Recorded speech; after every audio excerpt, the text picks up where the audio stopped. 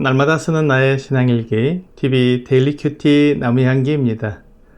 오늘은 출애굽기 19장 1절에서 6절을 묵상하겠습니다. 이스라엘 자손이 애굽 땅을 떠난 지 3개월이 되던 날 그들이 시내 광야에 이르니라. 그들이 르비딤을 떠나 시내 광야에 이르러 그 광야에 장막을 치되 이스라엘이 거기 산 앞에 장막을 치니라. 모세가 하나님 앞에 올라가니 여호와께서 산에서 그를 불러 말씀하시되 너는 이같이 야곱의 집에 말하고 이스라엘 자손들에게 말하라. 내가 애굽 사람에게 어떻게 행하였음과 내가 어떻게 독수리 날개로 너희를 업어 내게로 인도하였음을 너희가 보았느니라. 세계가 다 내게 속하였나니 너희가 내 말을 잘 듣고 내 언약을 지키면 너희는 모든 민족 중에서 내 소유가 되겠고 너희가 내게 대하여 제사장 나라가 되며 거룩한 백성이 되리라. 너는 이 말을 이스라엘 자손에게 전할지니라. 하나님께서 이스라엘 백성들을 애굽에서 이끌어내어 오게 하신 첫 번째 목적지가 바로 시내산이었습니다. 하나님은 이 산에서 이스라엘 백성을 만나기로 모세와 약속하셨습니다. 이제 그 첫 번째 목적지까지 이스라엘 백성들을 안전하게 인도하신 것입니다. 하나님은 시내산에서 이스라엘 백성들에게 하나님의 백성으로서 어떻게 살아가야 하는지 알려주실 것입니다. 그리고 나서 이스라엘 백성들은 최종 목적지인 가나안 땅을 향해 출발하게 될 것입니다. 하나님은 이스라엘 백성들을 시내산에서 만나기를 기다리셨습니다. 하나님께서 창세전부터 준비하신 사람들의 죄를 용서하고 그들을 구원하실 계획이 시내산에서 이스라엘 백성들에게 주실 율법석에 담겨 있기 때문입니다. 하나님의 구원 계획이 조금씩 사람들에게 계시되고 있으며 장차 완전히 다 드러나게 될 것입니다. 이제 그 계시의 매우 중요한 부분인 율법을 이스라엘 백성들에게 주실 수 있게 되었으니 하나님께서 매우 기뻐하셨을 것입니다. 하나님은 사람들을 구원하시는 일에 모든 관심을 두고 계십니다.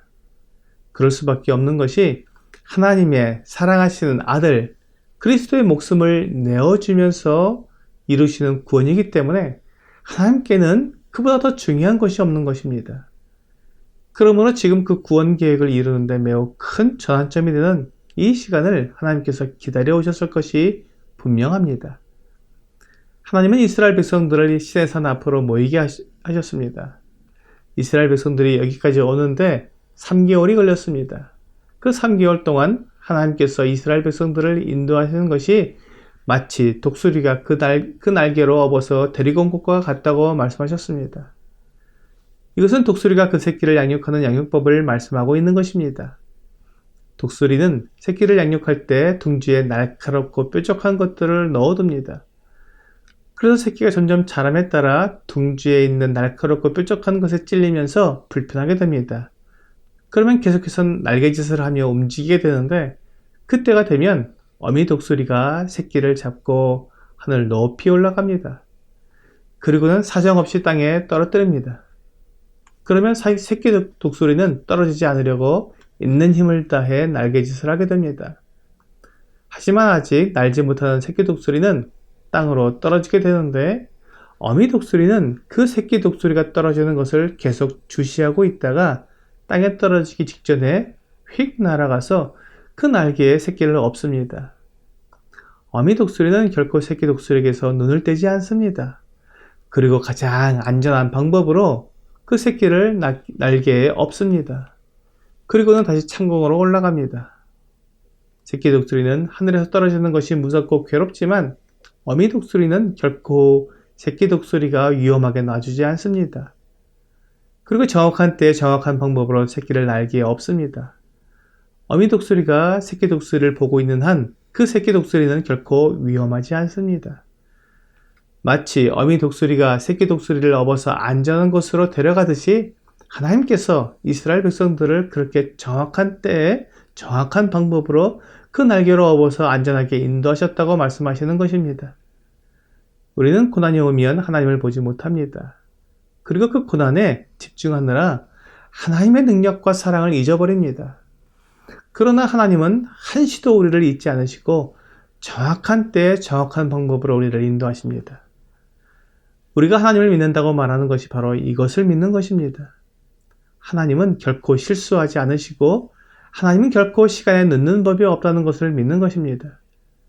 우리가 하나님을 의지하면 부끄러움을 당하지 않고 그 말씀하신 대로 이루어 주시는 것입니다.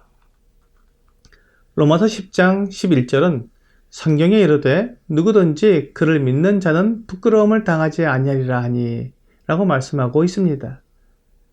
하나님의 능력이 그 말씀하신 것을 정확하게 이루시기 때문에 하나님의 말씀을 믿는 우리가 부끄러움을 당하지 않는 것입니다. 그러나 재물을 믿고 우상을 의지하는 사람들은 부끄러움을 당할 것입니다. 재물이나 우상은 아무 능력이 없기 때문입니다. 사람들은 능력이 없는 그것들을 의지하면서 자신이 안전하다고 말합니다. 하지만 그들의 멸망은 순식간에 임하게 될 것입니다. 요한계시록 18장은 큰 성 바벨론의 멸망을 말씀하고 있습니다. 사람들이 의지하고 그로 인해 치부하던 그 성 바벨론이 일시간에 망하였다고 말씀하고 있습니다. 그로 인해 사람들이 울며 통곡한다고 말씀하고 있습니다. 19절입니다. 티끌을 자기 머리에 뿌리고 울고 애통하여 외쳐 가로되 화이토다 화이토다 이 큰 성이여 바다에서 배부리는 모든 자들이 너의 보배로운 상품을 인하여 치부하였더니 일시간에 망하였도다. 사람들이 의지하던 재물이나 우상은 한순간에 망하게 됩니다. 그때 그것들을 의지하던 사람들은 모두 부끄럽게 될 것입니다. 하지만 하나님을 의지하는 사람은 결코 부끄럽게 되지 않습니다. 이것이 우리가 하나님을 믿는 이유입니다. 하나님께서 독수리처럼 우리에게 단 한순간도 눈을 떼지 않으십니다. 히브리서 13장 5절은 이렇게 말씀하고 있습니다. 돈을 사랑치 말고 있는 바를 족한 줄로 알라.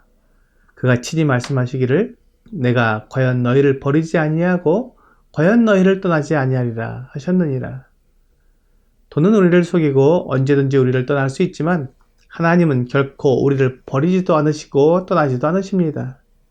우리가 고난을 당하고 어려움을 겪을 때는 하나님께서 나를 버리시고 나를 떠나셨다고 생각이 들지만 하나님은 결코 단 한순간도 우리에게서 눈을 떼신 적이 없습니다. 그리고 내가 포기할 때쯤에 하나님은 그 날개에 나를 업으시고 안전하고 올바른 곳으로 나를 인도해 주십니다. 오늘의 적용 질문을 보겠습니다. 나는 하나님이 나를 버리셨다고 생각이 들던 때가 있었습니까? 우리는 하나님을 오해할 때가 많습니다. 내 눈에는 고난만 보이고 하나님의 사랑의 눈길은 보이지 않기 때문입니다. 모든 것이 다 끝났다고 외칠 때까지 하나님은 우리를 지켜보시기만 할 것입니다. 그러나 때가 되면 하나님께서 나를 인도하시고 하나님이 준비하신 계획을 보여주십니다.